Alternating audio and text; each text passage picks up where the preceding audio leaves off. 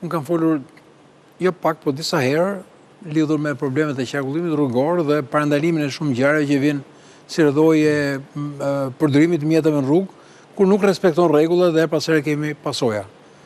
Dhe debati ka qenë, ose ajo çfarë ne kemi diskutuar ka qenë, kush ka prioritet? Prioritet kanë makinat që kanë futur ku janë të fshehura, makinat janë të pa ekspozuara, të pa njoftuara, apo edukimi, duke parandaluar ngjarjen. Është shumë e rëndësishme që të shkojmë ke edukimi, ke kulturimi, tek mënyra se si ne duhet nëpërmjet ligjit dhe sigurisht presionit nga ligji të kemi mundësi për të parandaluar.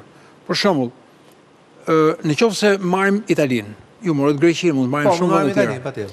Atëherë, radarët janë teknologji, e cila vjen dhe evolon. Dhe ne po shkojmë drejt teknologjisë që të kursejmë dhe fuqinë burimet njerëzore, sepse prezenca e fuqisë njerëzore në rrugë vetëm e konsumojnë punojësit e policisë.